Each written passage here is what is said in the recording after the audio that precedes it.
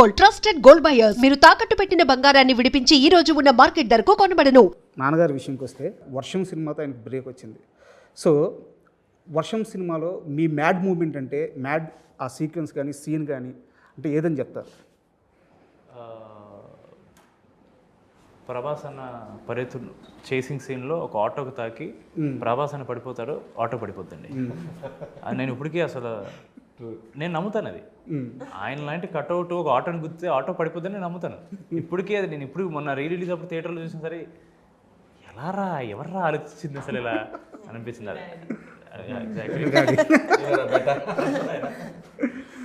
True. ఎందుకంటే ఆ sequence అంతా బాబుని ఎత్తుకెళ్ళి ఆ ఫైట్ ఆ బోరింగ్ లాగడం కానీ ఆటోని కుదరడం కానీ తర్వాత గోపిచంద్ గారు వచ్చినప్పుడు యాక్చువల్గా మంచి ఇంటర్వల్ బ్లాక్ అది. పెద్ద ఫైట్ ఎక్స్పెక్ట్ చేస్తాం, ఇద్దరు సరైన పర్సన్స్ అనమాట.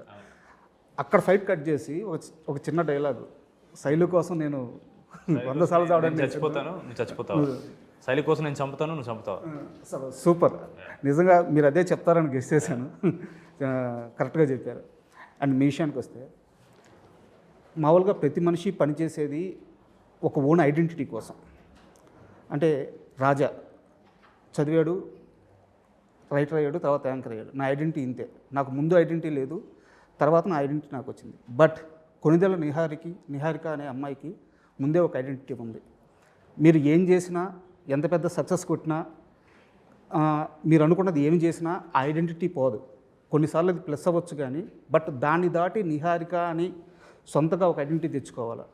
దీనికోసమైనా ప్రొడక్షన్ చేసినా, యాక్టింగ్ చేసినా, టెలివిజన్ షో హోస్ట్ చేసినా, మిమ్మల్ని మీరు నిరూపించుకోవడానికైనా, సెల్ఫ్ సాటిస్ఫాక్షన్ కోసమా, లేకుంటే లైఫ్లో ఒక వర్క్ ఉండాలన్నా నిహారిక పరిగెత్తే దేనికోసం?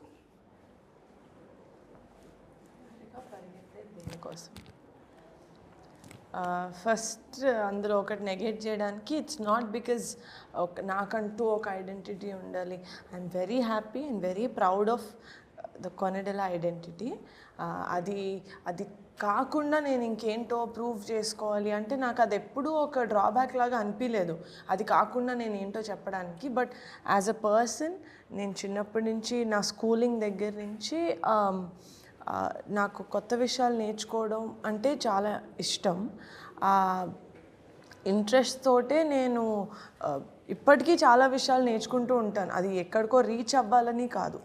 I don't have an end goal. My goal is to be happy with whatever I am doing and to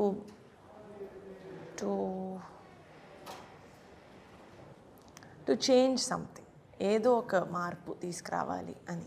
అది ఎందులో అయినా చిన్నది పెద్దది అని కాదు, ఎందులోకైనా ఒక దాంట్లో మార్పు తీసుకురావాలి అంతే. I'm chasing change for the better. Super. And Sini గారు మీ విషయానికి వస్తే నేను ఇయర్ కరెక్ట్గా చెప్పలేను, 2012 ఆ 13 సంథింగ్ 11 ఇయర్ నేను కరెక్ట్గా చెప్పలేను. TV1 అని ఒక ఛానల్ ఉండేది, దాంట్లో TV9 అని దాని ముందు ఉండేది, అనుబంధంగానే ఉండేది. దాంట్లో భాగ్యనగరం మీద స్పెషల్ స్క్రిప్ట్ రాయాలని చెప్పి నన్ను తీసుకొచ్చారు. అంటే నేను అక్కడ ఎంప్లాయిని కాదు, వేరే ప్రోగ్రామ్ ప్రొడ్యూసరు గట్టిగా అడగడం వల్ల నన్ను తీసుకొచ్చారు అనమాట. అంటే షో డిజైన్ చేస్తున్నారు అప్పుడు, షో డిజైనింగ్ కోసం. ఫస్ట్ టైం మిమ్మల్ని అక్కడ చూశాను. దాని తర్వాత అంటే చాలామందికి తెలిసి ఉండకపోవచ్చు, మీరు జెమినీలో జాబ్ కోసం ట్రై చేశారు. జెమినీలో యాంకర్గా చేశారా? జెమినీలో యాంకర్గా చేశారు. అంటే మీరు వచ్చిన ఆ చిన్న చిన్న మెట్లన్నీ దగ్గర నుంచి చూసిన మనిషిని నేను. సో ఈరోజు మీరు ఎదిగిన తీరు, మీరు ఇప్పుడు ఈరోజు మీరున్న స్థానం ఇవన్నీ చూసుకుంటే లైఫ్లో ఒకసారి ఏమనిపిస్తుంది? అదేనండి, అంటే ఎక్కే మెట్లు సరైన మెట్లు ఎక్కాలి. ఏ మెట్లు ఎక్కుతున్నావో కంపల్సరీ చూస్ చేసుకోవాలి. ఆ మెట్ల కోసం కష్టపడాలి. ఏ మెట్టు వరకు ఎక్కాలో అది కూడా తెలుసుకోవాలి.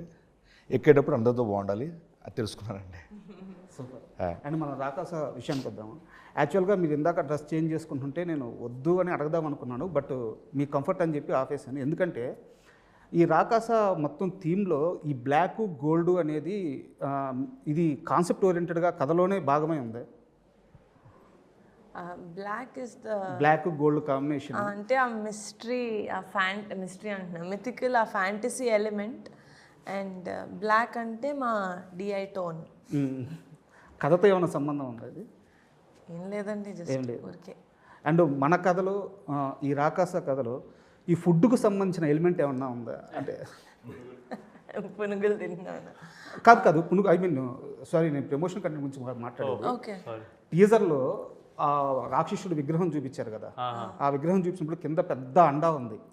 అండ్ మీరు పెద్ద మన మాస్టర్ షాట్ పెట్టినప్పుడు అక్కడంతా లెఫ్ట్ సైడ్ రైట్ సైడ్ అండాస్ ఉన్నాయి అన్నమాట. మేబీ నేను కరెక్టేనా? కరెక్ట్. బాగా నోటీస్ చేశారండి, మేమే నోటీస్ చేయలేదు అంతా. రివ్యూస్ కూడా రాస్తారండి మీరు? నేను రైట్ అండి ఫస్ట్, తర్వాతే యాంకర్. ఓకే, అంటే ఎలాంటి మూవీ చూపించబోతున్నారు మాకు రాకాస?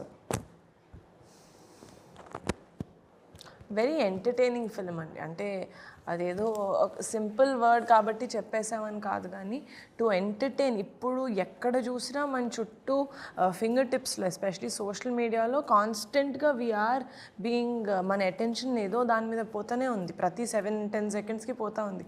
అలాంటిది ఒక 2 hours అండ్ 2.5 hours ఆల్మోస్ట్ ఆడియన్స్ని మనం హోల్డ్ చేసి వాళ్ళకి ఎంటర్టైన్మెంట్ ఇస్తున్నాము, ఇంకేది వాళ్ళకి గుర్తు రాకుండా అంటే అదే చాలా బిగ్ టాస్క్. సో అలా తీసుకొని I think we are going to give audience a very entertaining film. యాక్చువల్గా నా దగ్గర ఒక పాజిటివ్ క్వశ్చన్ ఉంది, ఒకటి నాకు సస్పెన్స్గా ఉంది. సో ఆ 2 క్వశ్చన్లు అడుగుతాను. ఫ్యాంటసీ కామెడీ అనే జానరే లడ్డు లాంటిది.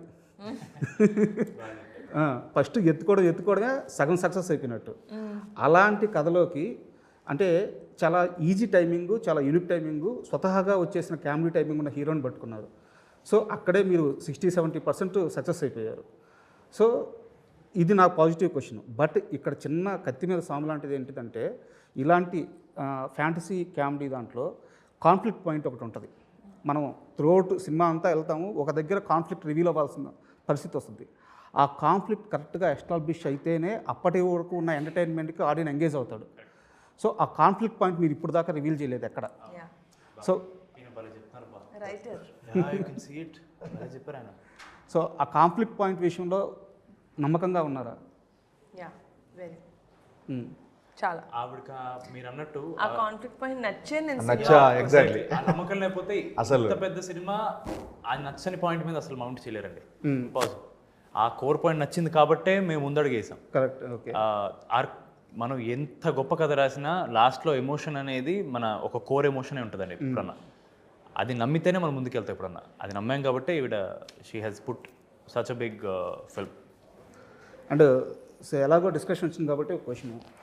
యాక్చువల్గా నాన్నగారు తీసిన సినిమాలు, నాగేంద్రబాబు గారి ఆయన టేస్ట్ చాలా బాగుంటుంది. అండ్ ఆయన బుక్ నాలెడ్జ్ కానీ, అంటే ఆయన తీసిన సినిమాలు నేషనల్ అవార్డు వచ్చిన సినిమా ఉంది, బావగారు బాగున్నారా ఉంది, రుద్రవీణ, చాలా గొప్ప సినిమాలు చేశారు. ఏదో ఒక సినిమా ఫ్లాప్ వల్ల ఆయన జడ్జిమెంట్ని అది, బట్ ఒక 10 సంవత్సరాలు, ఇప్పుడు 10-15 సంవత్సరాల తర్వాత వస్తే ఇప్పుడు అది కల్ట్ క్లాస్ మూవీ. అవును, చాలా advance. I don't think any films produce చేసినవి వర్ బ్యాడ్ ఫిల్మ్స్ కదా. కథ లెవెల్లో I think they were all good films. అవును. And for more videos, Please subscribe to iDream. Please subscribe to iDream. Please subscribe iDream. And please subscribe to iDream. For more videos, subscribe to iDream. please like, share and subscribe to the channel. Congratulations, iDream. Subscribe to iDream. Subscribe to iDream. So subscribe to iDream మీడియా. iDreamకి iDream team అందరికీ huge congratulations. Please subscribe iDream Media. Please subscribe to iDream. Subscribe iDream. Please subscribe to iDream. iDream అంటే నా కళల ఛానల్ను subscribe చేసుకున్న నోరు తిరుగుతలేదు, మీరైతే గంట గుర్తు కొట్టండి. For more such videos, please subscribe to iDream. Subscribe to iDream. Please subscribe to iDream. Please subscribe iDream Media. Please do subscribe to iDream. Please subscribe to iDream Media. For best entertainment and information, please subscribe iDream. And don't forget to subscribe to iDream.